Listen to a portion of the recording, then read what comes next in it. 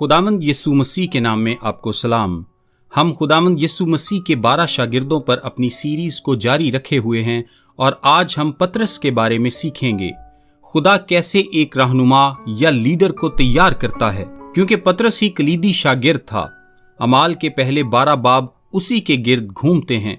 वो पेंतीकोस्त के दिन मनादी करता है, वही हैकल में सबसे पहला बड़ा मोजज़ा करता है, वो सदर अदालत का सामना करता है और ये ही वो शख्स है जिसमें से खुदा एक रहनुमा पैदा करने को है। खुदा कैसे एक रहनुमा को तैयार करता है, ये बात बहुत अहम है। खुदा ये कैसे करता है? क्योंकि खुदा आज भी कलीसिया में रहनुमा तैयार कर रहा है। ताहम वो ऐसा कैसे करता है? इस सबक को समझने के लिए पतरस वाकई कलीदी हैसियत रखता है। चारों अनाजील वाकई पतरस के बारे में बातों से भरपूर हैं। मेरे कहने का मतलब है कि वो हर जगह मौजूद हैं। यीशु के बाद अनाजील में कोई नाम भी इतना ज्यादा इस्तेमाल नहीं हुआ जितना पतरस का हुआ है। किसी ने भी इतनी ज्यादा गुफ्तगू नहीं की जितनी पतरस ने, और किसी से भी खुदावंद ने इस कदर गुफ्तगू नहीं की जितनी पतरस से। किसी शागिर्द की भी खुदावंद से इतनी सरजनिश नहीं हुई जितनी पतरस की, और ना ही किसी ने यीशु को नसीहत करने की कोशिश की थी सिवाय पतरस के। कोई शागिर्द कभी भी इतनी दलेरी से और साफ गोई से मसीह के खुदावंद होने का इकरार नहीं करता, और ना ही कोई इतनी दलेरी से उसका इनकार करता है जितनी दलेरी से पतरस ने किया। वो हमेशा एक मुइम्मा बना रहता है। किसी की भी इतनी तारीफ नहीं हुई और ना ही किसी को इतनी बरकत मिली जितनी के पतरस को, और ना ही किसी और को शैतान कहा गया सिवाय पतरस के। किसी भी और की निस्बत पतरस से कहने के लिए यीशु के पास सबसे ज्यादा सख्त अल्फाज थे। ताहम ये उसे वैसा शख्स बनाने ही का एक हिस्सा था जैसा यीशु उसे बनाना चाहता था। खुदा कैसे दो मुतजाद जज्बात के हामिल किरदार को लेकर उसे एक रहनुमा बनाता है। मेरे ख्याल में इसके पीछे बहुत से अनासर मौजूद हैं। ताहम मैं आपको दरअसल उनमें से 3 के बारे में बताऊंगा। सबसे पहला, आपके पास दुरुस्त तरह का खाम माल मौजूद होना चाहिए। खुदावंद ने पतरस में क़यादत के लिए मौजूद दुरुस्त खाम माल को पहचान लिया था। मेरे कहने का मतलब है कि इससे पहले कि किसी और ने पतरस को पहचाना, वो एक रहनुमा था। उसने लीडर होने की सीट को एक तरह से अपने हाथों में ले लिया, क्योंकि वो फितरतन ऐसा ही था। उसके अंदर क़यादत का खाम माल या खाम फितरत मौजूद थी। इंग्लैंड के एक अजीम शायर स्टुअर्ट कैनेडी ने ये चंद सतूर लिखी जो कि मेरे ख्याल में पतरस के किरदार पर ठीक बैठती हैं। उसने ये लिखा कि आदमी में ऐसा कुछ भी मौजूद नहीं जो कि कामिल हो, कुछ भी ऐसा नहीं जो कि मुकम्मल हो। वो अपने सर से लेकर पांव के तलवे तक एक बड़ी शुरुआत से ज्यादा और कुछ भी नहीं है। और पतरस वाकई एक बड़ी शुरुआत ही था। वो ऐसा ही था। मेरे कहने का मतलब है उसके अंदर क़यादत की सलाहियत पहले से मौजूद थी। अब किसी रहनुमा के अंदर किस तरह के खाम माल की तलाश की जाती है? सबसे पहले ये कि क्या वो सवालात पूछता है। लोग जो कि सवालात नहीं पूछते रहनुमा भी नहीं बनते, क्योंकि वो दरअसल मसाइल और हल तलाश करने के बारे में फिक्रमंद नहीं होते। अगर आप रहनुमा के मुतलाशी हैं तो किसी ऐसे शख्स की तलाश करें जो कि सवालात पूछता है। अनाजील में पतरस ने बाकी तमाम लोगों के सवालात को मिलाकर बनने वाले सवालात से भी कहीं ज्यादा सवालात पूछे। उसने हमेशा से सवालात पूछे। ये पतरस ही है जो कि मुश्किल बातों के मानी पूछता है। जैसा कि मत्ती 15 बाब 15 आयत में, खुदावंद क्या तू मुझे इसका मतलब समझा देगा? दूसरे तमाम लोग महज वहां खड़े थे और शायद कुछ भी समझ नहीं पाए थे, बल्कि कदरे हैरत ज़दा थे। यहां तक कि उनमें से किसी ने भी पूछने की जहमत नहीं की। ताहम पतरस के अंदर बर्दाश्त मौजूद नहीं थी। उसे तो सवाल पूछना ही थे। मुझे ये वजाहत से बताओ, मुझे ये हर हाल में जानना है। ये पतरस ही था जिसने पूछा कि उसे कितनी मर्तबा मुआफ करना पड़ेगा।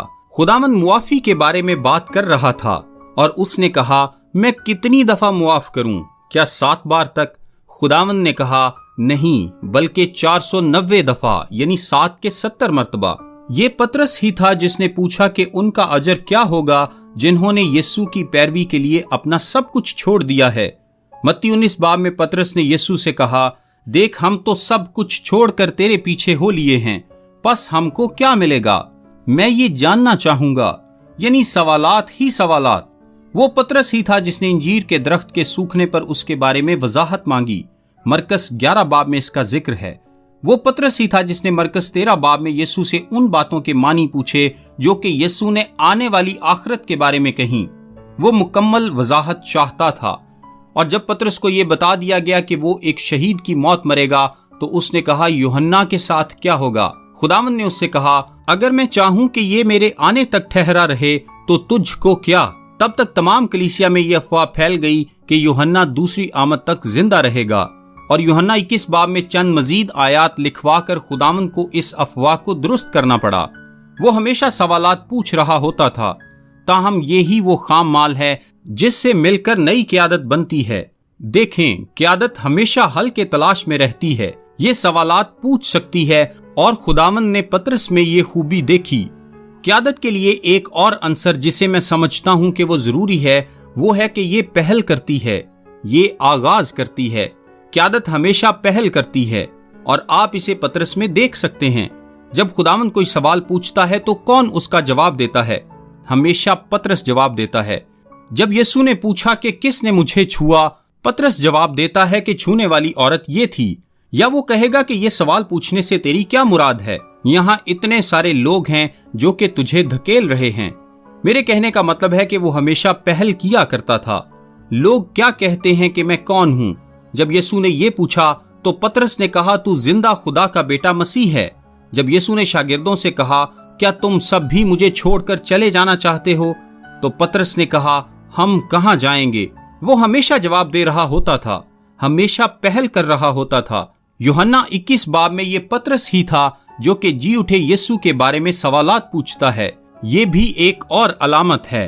और मेरे मुताबिक तीसरी बात जो कि आप क़यादत के खाम माल में देख सकते हैं, वो ये है कि वो हमेशा उस जगह मौजूद होते हैं जहां सरगर्मी हो रही होती है।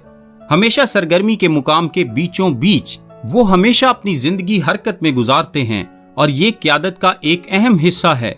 वो चीजें तख्लीक करते हैं, वो सब कुछ करना चाहते हैं। मेरा मतलब है, सारे शागिर्दों में से वो कौन था जो कि कश्ती से निकलकर पानी पर चला? पतरस।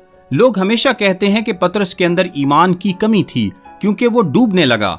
आपके ख्याल में क्या पतरस का ईमान इसलिए कम था क्योंकि वो डूब गया? वहां 11 मर्द और भी थे जो कि कश्ती में से निकले तक नहीं। सो इससे पहले कि आप पतरस पर तनकीद करें, जरा गौर करें कि वो किस मकाम पर था। लोग कहते हैं पतरस ने खुदावंद का इनकार किया। हाँ, ऐसा हुआ। ताहम क्यों? क्योंकि वो उस जगह मौजूद था जहां उससे ये सवाल पूछा जा सकता था। इसलिए कि उसके अंदर इतनी दिलेरी मौजूद थी कि उसने सरदार काहिन के घर तक यीशु की पैरवी की। दूसरे शागिर्द भाग चुके थे। मेरे कहने का मतलब यह है कि वो हमेशा सरगर्मी की जगह पर मौजूद होता था।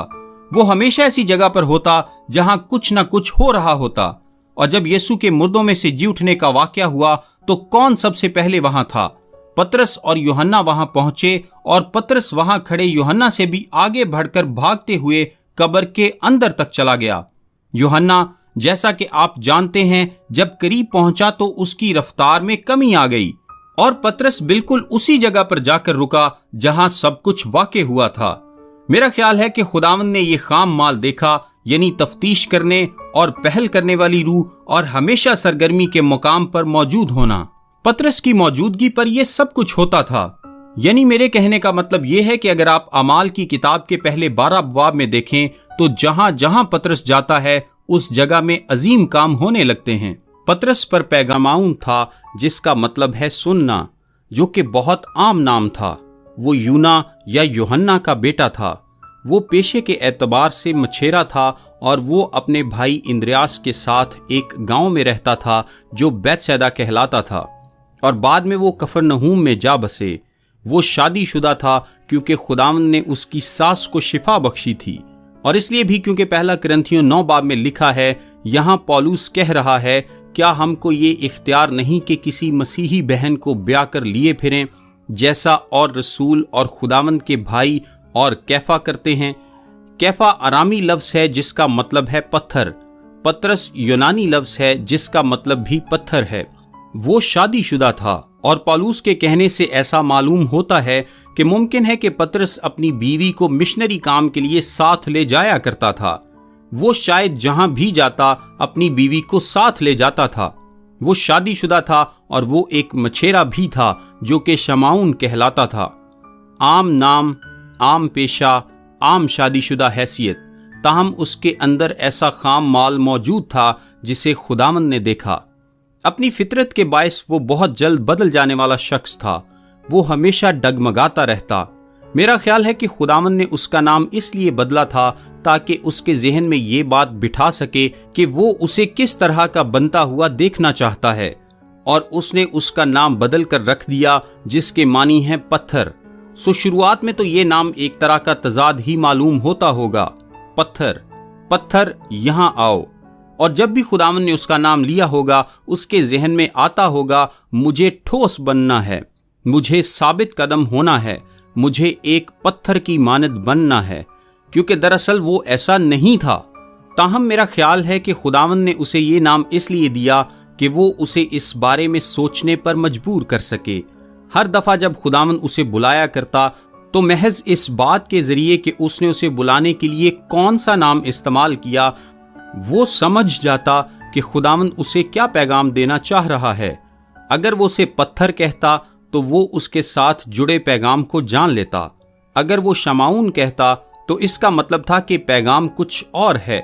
اگر وہ کہتا شمعون پطرس تو اس کا مطلب تھا کہ وہ بیک وقت دو طرح کے جذبات میں گرفتار تھا۔ اسے شمعون بھی کہا گیا، شمعون پطرس بھی کہا گیا، اور پطرس بھی۔ یہ بات دلچسپ ہے، تاہم ایسا ہمیشہ نہیں ہوا، بلکہ یہ ایک عمومی جائزہ ہے کہ اسے ہمیشہ دو طرح کی صورتحال میں شمعون کہا گیا۔ پہلا دنیاوی معاملات میں، جیسا کہ مرکز پہلے باب میں کہا گیا شمعون کا گھر، یا لوکا 4 باب میں کہا گیا شمعون کی ساس، یا لوکا 5 باب 3 آیت میں شمعون کی کشتی، یا لوکا 5 باب 10 آیت میں کہا گیا شمعون کے شریک۔ اعمال 10 باب میں بھی کہا گیا کہ کرنیلیس نے شمعون کا گھر تلاش کیا۔ دوسرے الفاظ میں، اگر آپ دنیاوی لحاظ سے اس کے بارے میں بات کرنا چاہتے ہیں، یا اس کی کشتی یا گھر یا جگہ کسی بھی اور چیز کے بارے میں بات کرنا چاہتے ہیں، تو آپ محض شمعون کہیں گے۔ یہ زمین پر اس کا دنیاوی نام ہے۔ اب شمعون کا استعمال اس وقت بھی ہوا جب اسے اس کے گناہ کے لیے سرزنش کی گئی۔ یوں وہ دنیاوی اور گناہ کے اعتبار سے شمعون ہے، یعنی جب بھی خداوند اس کی گنہگار حالت کی جانب دھیان دلانا چاہتا۔ مثال کے طور پر لوکا 5 باب میں وہ اپنی مچھلی پکڑنے والی کشتی میں ہے، اور وہ خداوند پر شک کر رہا ہے، اور وہ شاید آہستہ آواز میں بڑبڑا بھی رہا ہوگا، اور خداوند نے کہا کشتی کی فلاں جانب جال ڈال اور مچھلی کھینچ لا۔ اس وقت آپ اسے بڑبڑاتا ہوا سن سکتے ہیں۔ کیا یہ سمجھتا ہے کہ ہمیں یہ بات نہیں معلوم کہ ہم کیا کر رہے ہیں؟ ہم پیشے کے اعتبار سے مچھیرے ہیں۔ اور پھر وہ بہت سی مچھلیاں کھینچ لائے، اور اس نے فوراً کہا اے خداوند میرے پاس سے چلا جا، کیونکہ میں گنہگار آدمی ہوں۔ خداوند نے اس کے گناہ کو بھی ظاہر کیا اور اسے شمعون بھی کہا۔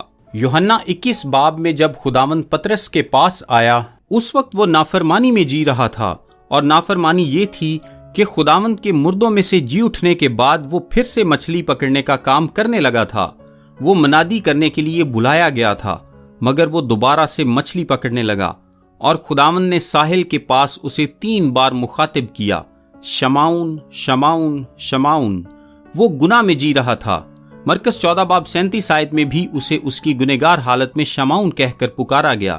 وہ کوہ زیتون کے اوپر کے حصے میں موجود تھے اور دعا مانگ رہے تھے، اور یسوع آیا اور اس نے شاگردوں کو سوتے ہوئے پایا، اور اس نے پطرس سے کہا شمعون تو سوتا ہے، اور اس نے اسے سو جانے پر سرزنش کی۔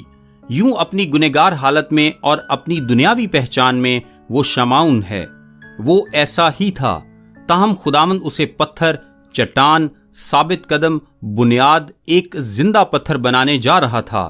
ایسا پطرس خود اپنے پہلے خط میں کہتا ہے۔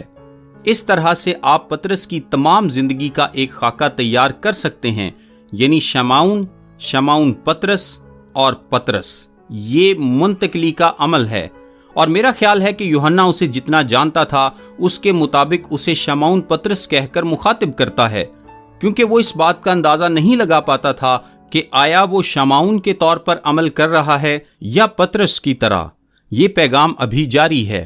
اب آپ اس طرح کا خام مال رکھنے والے شخص کو لے کر کیسے ایک رہنما بنا سکتے ہیں؟ سب سے پہلے تو آپ اس خام مال یعنی خصوصیات کو پہچانتے ہیں۔ آپ پہچانتے ہیں کہ اس شخص کے اندر کیا ہے، اور ہمارے خداوند نے اس کے اندر یہ دیکھا اور وہ تیار تھا کہ اسے ایسا شخص بنانے کے لیے وہ سب کچھ کرے جیسا کہ وہ اسے بنانا چاہتا تھا۔ اور اس سے ہم دوسرے نقطے پر پہنچ چکے ہیں۔ خداوند رہنما تیار کرتا ہے، سب سے پہلے درست قسم کا خام مال تلاش کرنے سے، اور دوسرے نمبر پر درست تجربات کے ذریعے سے۔ خداوند اس کی زندگی میں درست تجربات لایا۔ آپ سب سے زیادہ تجربات کے ذریعے سے سیکھتے ہیں، پس اس نے پطرس کی زندگی میں زندگی بدل دینے والے تجربات آنے دیے، کیونکہ اگر وہ اس شخص کو بدلنا چاہتا ہے تو ضروری ہے کہ وہ اس کی زندگی میں کچھ اہم واقعات ہونے دے۔ سب سے پہلے تو ہم اس کے بارے میں بات کریں گے جو کہ اس کا مکاشفہ تھا، اس کا عظیم مکاشفہ۔ یوحنا 6 باب میں یسوع گلیل میں موجود تھا اور وہاں اس نے اپنی ذات کے بارے میں یہ زبردست پیغام دیا کہ وہ زندگی کی روٹی ہے۔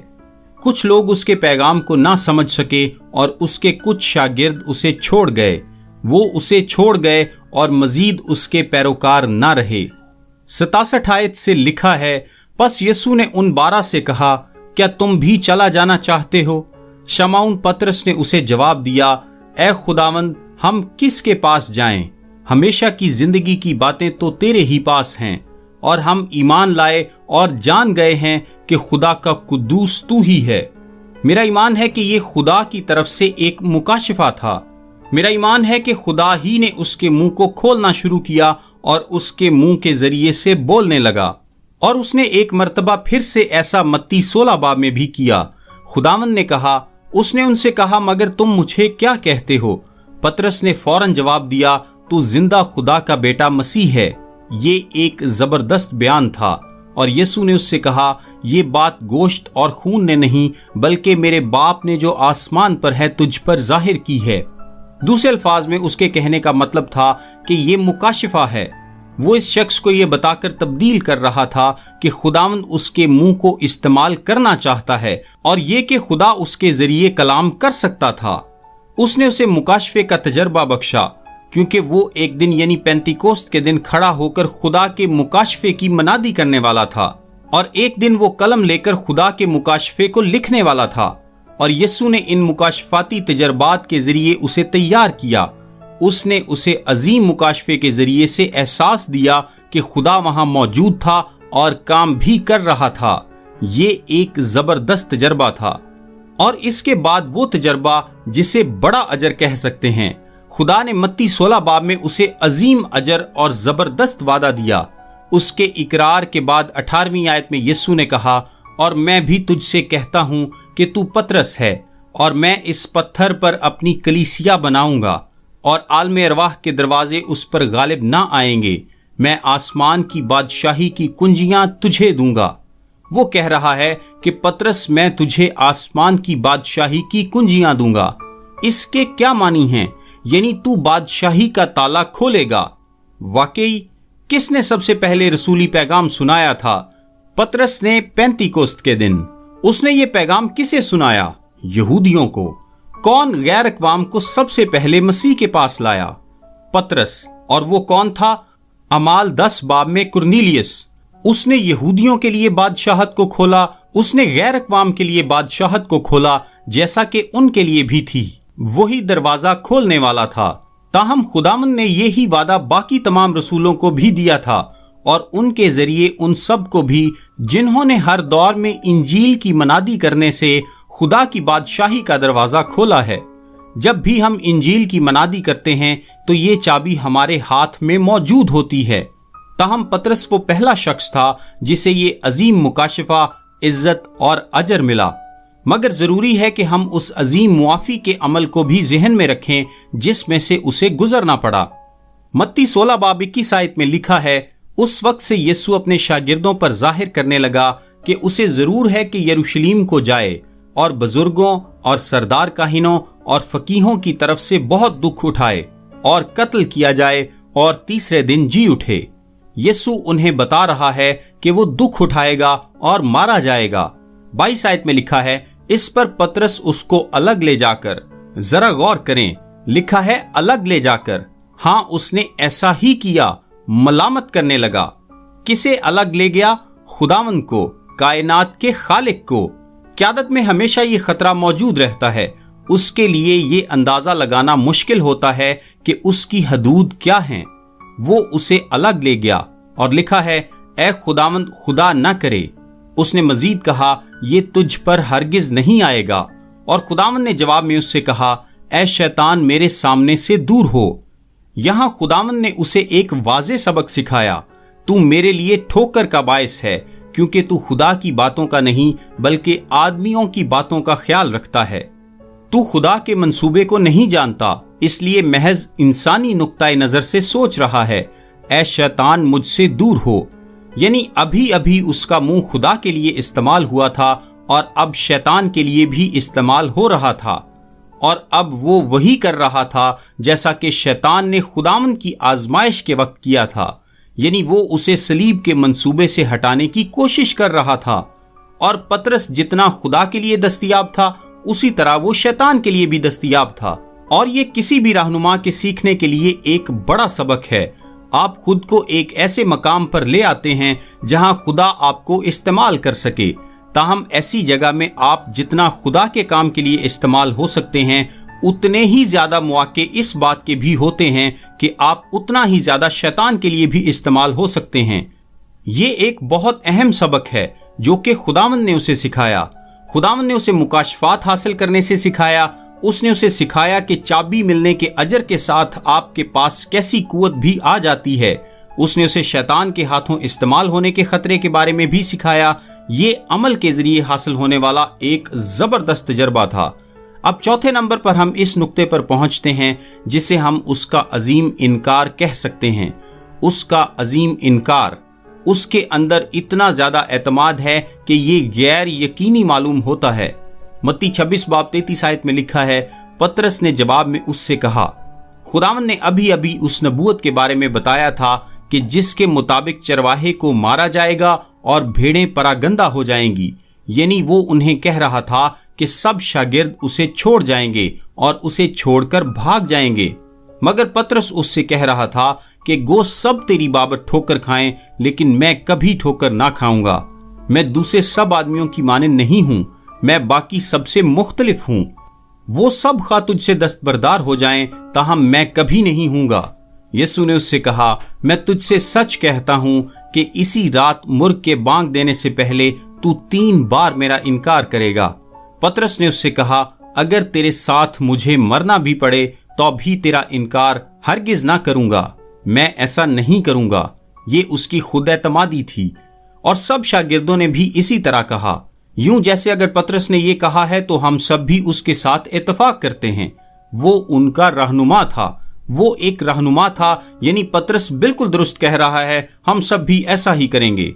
اس کا اعتماد بہت بڑا تھا، تاہم اس نے انکار کر دیا۔ اس نے اسے رد کیا اور اس کا انکار کیا۔ متی 26 باب 69 آیت سے لکھا ہے، اور پطرس باہر صحن میں بیٹھا تھا کہ ایک لونڈی نے اس کے پاس آ کر کہا، تو بھی یسوع گلیلی کے ساتھ تھا۔ اس نے سب کے سامنے یہ کہہ کر انکار کیا کہ میں نہیں جانتا تو کیا کہتی ہے۔ اور جب وہ ڈیوڑی میں چلا گیا تو دوسری نے اسے دیکھا اور جو وہاں تھے ان سے کہا، یہ بھی یسوع ناصری کے ساتھ تھا۔ اس نے قسم کھا کر پھر انکار کیا کہ میں اس آدمی کو نہیں جانتا۔ تھوڑی دیر کے بعد جو وہاں کھڑے تھے انہوں نے پطرس کے پاس آ کر کہا، بے شک تو بھی ان میں سے ہے، کیونکہ تیری بولی سے بھی ظاہر ہوتا ہے۔ اس پر وہ لعنت کرنے اور قسم کھانے لگا کہ میں اس آدمی کو نہیں جانتا، اور فی الفور مرغ نے بانگ دی۔ پطرس کو یسوع کی وہ بات یاد آئی جو اس نے کہی تھی کہ مرغ کے بانگ دینے سے پہلے تو 3 بار میرا انکار کرے گا، اور وہ باہر جا کر زار زار رویا۔ کیا آپ کے خیال میں یہ ایک سبق تھا؟ یہ ایک زبردست سبق تھا، اور کیا ہی زبردست تجربہ تھا۔ اس نے ایک عظیم مکاشفہ پانے کا تجربہ حاصل کیا، ایک عظیم اجر پانے کا، ایک عظیم معافی کا، اور ایک عظیم انکار کا بھی۔ اور پھر یوحنا 21 باب میں اس نے وہ حتمی تجربہ حاصل کیا جسے ہم دوبارہ مقرر ہونے یا بحال ہونے کا تجربہ کہتے ہیں۔ یوحنا 21 باب میں خداوند نے اسے بحال کیا۔ 15ویں آیت میں لکھا ہے، کیا تو مجھ سے محبت رکھتا ہے؟ پھر 16ویں آیت میں، کیا تو مجھ سے محبت رکھتا ہے؟ اور پھر 17ویں آیت میں، کیا تو مجھ سے محبت رکھتا ہے؟ تو میرے برے چرا اور تو میری بھیڑوں کی گلا بانی کر اور میری بھیڑیں چرا۔ اور آخری آیت میں وہ کہتا ہے، मेरे पीछे हो ले। और पतरस ने वाकई उसकी पैरवी की। ये उसका दोबारा से मुकर्रर होना था और एक निहायत पुरजोश तजर्बा था।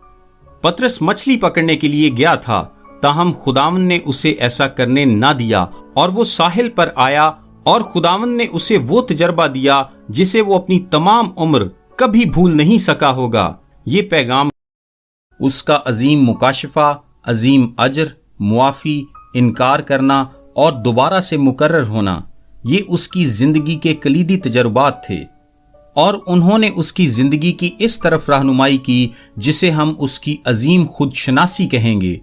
यानी वो उस तरह का शख्स बन गया जैसा खुदा उसे बनाना चाहता था। वो वाकई वैसा आदमी बन गया और ये सारे तजर्बात उसे उस तरह का आदमी बनाने का एक हिस्सा ही थे। ताहम एक तीसरा अंसर भी है। रहनुमा बनाने के लिए यीशु को जरूरत थी दुरुस्त खाम माल की, दुरुस्त तजर्बात की और तीसरे नंबर पर दुरुस्त असबाक की। महज तजर्बात ही नहीं, पतरस को मखसूस असूल सीखने की जरूरत थी। अब ऐसी कौन सी चीजें हैं जो कि एक रहनुमा को जानने की जरूरत होती है?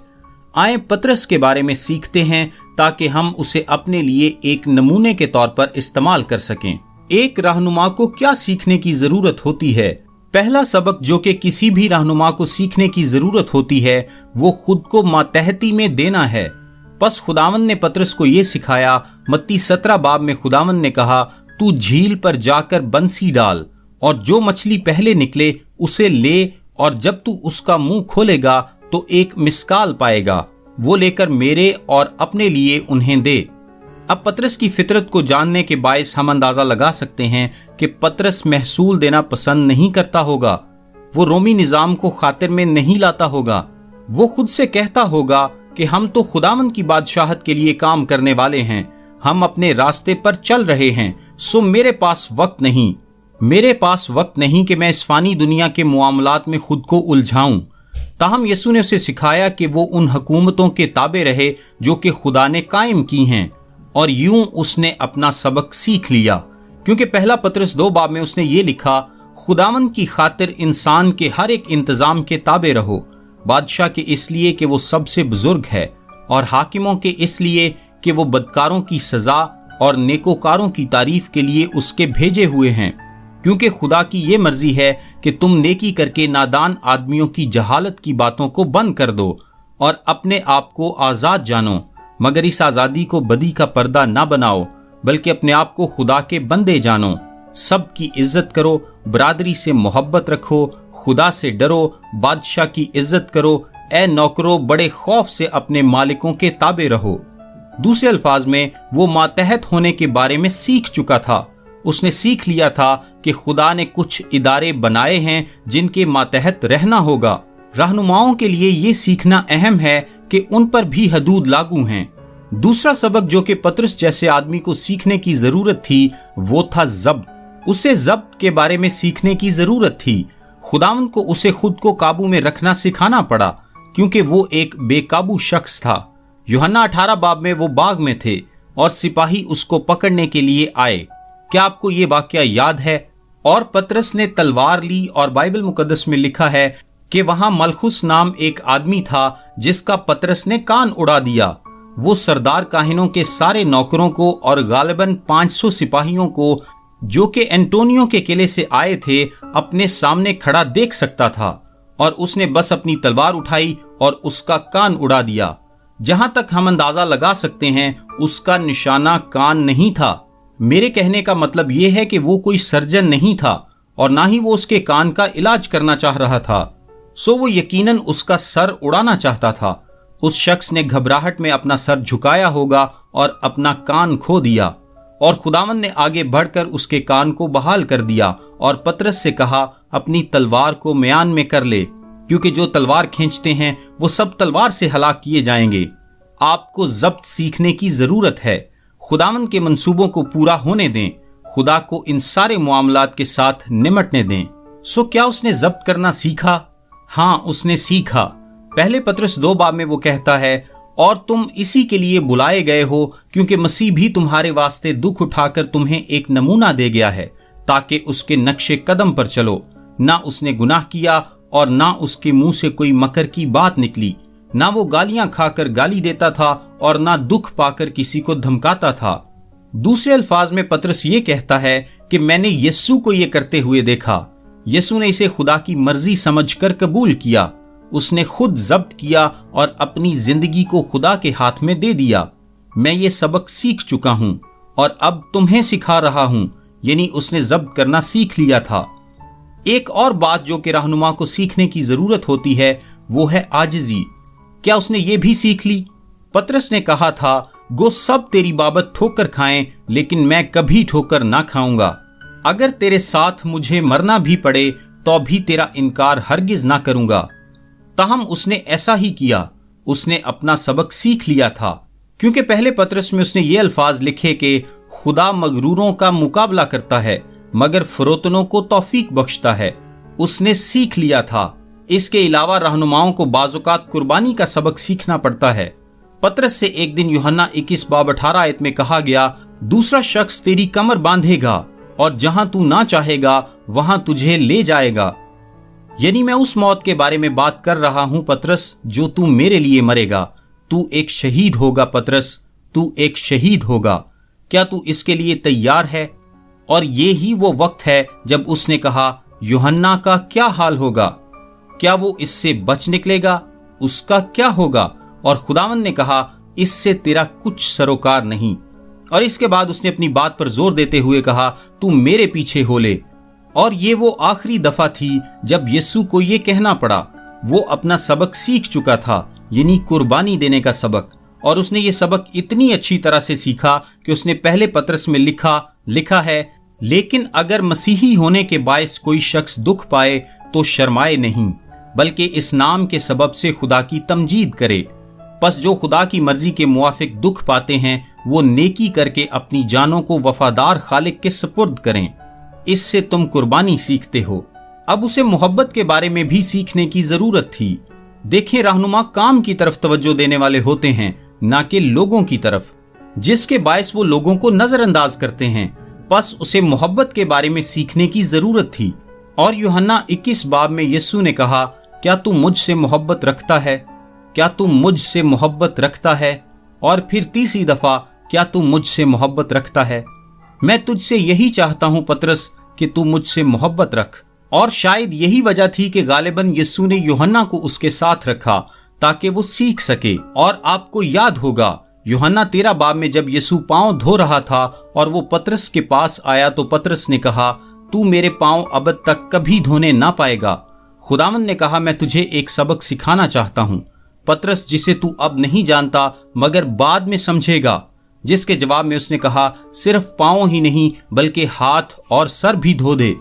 कुछ देर बाद खुदावंद ने कहा, एक दूसरे से मोहब्बत रखो कि जैसे मैंने तुमसे मोहब्बत रखी। उसने उन्हें मोहब्बत के बारे में एक अजीम सबक दिया था जिसे पतरस समझ चुका था। बाद में पहला पतरस 4 बाब में वो सबक को दोहराता है जो उसने सीखा था। लिखा है, सबसे बढ़कर यह है कि आपस में बड़ी मोहब्बत रखो, क्योंकि मोहब्बत बहुत से गुनाहों पर पर्दा डाल देती है। यानी वो ये सीख चुका था। उसे हिम्मत के बारे में भी सीखने की जरूरत थी। यूहन्ना 21 बाब में यीशु ने कहा, अगर तू मेरी पैरवी करेगा तो तुझे अपनी जान देकर कीमत चुकानी पड़ेगी। क्या तू तैयार है? उसने ये सबक भी सीख लिया, क्योंकि अमाल 4 बाब में वो सदर अदालत के सामने हाजिर हुआ और कहा, मुझे परवाह नहीं कि तुम क्या कहते हो, मैं मनादी करता रहूंगा, क्योंकि मैं खुदा की फरमाबरदारी करूंगा, आदमियों की नहीं। जिस पर उन्होंने कहा कि आइंदा से हरगिज ये तालीम ना देना। जिसके बाद वो दुआ करने में लग गए और उसने दुआ की कि खुदा उन्हें और दलेरी दे। और फिर वो बाहर निकले और पहले से भी ज्यादा मनादी करने लगे। उसे मातहत होने के बारे में सीखने की जरूरत थी और यीशु ने उसे सिखाया। उसे जब्त करने के बारे में सीखने की जरूरत थी और खुदावंद ने उसे सिखाया। उसे आजिजी के बारे में सीखने की जरूरत थी और यीशु ने उसे सिखाया। उसे फजल और कुर्बानी और मोहब्बत और हिम्मत के बारे में सीखने की जरूरत थी और यीशु ने उसे ये सब कुछ सिखाया। अब खुदावंद कैसे एक रहनुमा को तैयार करता है? वो दुरुस्त खाम माल को लेता है और उसे दुरुस्त तालीम के साथ दुरुस्त तजर्बात में से गुजारता है, जिसके नतीजे में पतरस जैसा अजीम रहनुमा या लीडर बनता है। अमाल के पहले 12 अबवाब में वही कलीसिया का रहनुमा है وہی یہودا کی جگہ متتیہ کو چننے کے بارے میں فیصلہ لیتا ہے۔ اعمال دوسرے باب میں وہی پینتیکوست کے دن کلیسیا کا ترجمان بنتا ہے۔ اعمال تیسرے باب میں اس نے یوحنا کے ساتھ لنگڑے آدمی کو شفا دی۔ اعمال چوتھے باب میں اس نے صدر عدالت کے سامنے مزاحمت کی۔ اعمال پانچویں باب میں وہ حننیہ اور سفیرہ کی منافقت کے ساتھ نمٹا۔ اعمال آٹھویں باب میں وہی تھا جو سامریہ میں شمعون جادوگر سے بھی نمٹا۔ اعمال نویں باب میں اس نے انیناس کو شفا یاب کیا اور طبیطہ کو مردوں میں سے زندہ کیا۔ اعمال 10 اور 11 باب میں وہ غیر اقوام کے پاس انجیل کا پیغام لے کر گیا اور اس نے 2 زبردست اور جلال سے بھرپور خطوط لکھے جن میں اس نے وہ تمام اسباق لکھے جو یسوع نے انہیں سکھائے تھے اور انہیں ہم تک پہنچایا۔ وہ ایک زبردست شخص تھا۔ وہ ایسا شخص تھا جسے یسوع نے اپنے فضل کے ساتھ چھوا تھا۔ اس کی زندگی کا اختتام کیسے ہوا؟ روایت کہتی ہے کہ اسے ایک دردناک موت سہنا پڑی۔ روایات ہمیں بتاتی ہیں کہ اسے مصلوب کیا گیا تھا، تاہم اس سے پہلے کہ اسے مصلوب کیا جاتا اسے مجبور کیا گیا کہ وہ اپنی بیوی کا مصلوب کیا جانا اپنی آنکھوں سے دیکھے۔ روایات قلم بند کرنے والے ایک شخص یوسیبیز نے، جو تاریخ دان تھا، یہ کہا کہ وہ اپنی بیوی کی صلیب کے نیچے کھڑا ہو کر مسلسل اس کے لیے یہ دہراتا رہا، خداوند کو یاد رکھو، خداوند کو یاد رکھو۔ اور جب وہ مر گئی تو خود اسے بھی مصلوب کر دیا گیا، اور اس نے مصلوب ہونے سے پہلے یہ درخواست کی کہ اسے الٹی صلیب پر لٹکایا جائے، کیونکہ وہ خود کو اس لائق نہیں سمجھتا کہ وہ اپنے خداوند کی مانند جان دے۔ وہ ایک رہنما تھا، ایک لیڈر تھا۔ آپ اور میں آج یہاں اس لیے ہیں کیونکہ وہ اپنے بلاوے کے ساتھ وفادار رہا۔ خدا آپ میں سے بھی کچھ لوگوں کا خام مال لے کر اسے درست تجربات، تعلیم اور درست اسباق میں سے گزار کر ایک زبردست رہنما بنانا چاہتا ہے۔ میرا یقین ہے کہ پطرس کی زندگی کا خلاصہ اس کی زندگی کے چند آخری الفاظ میں دیکھا جا سکتا ہے، جو کہ اس نے اپنے آخری خط کی چند آخری سطور میں لکھے۔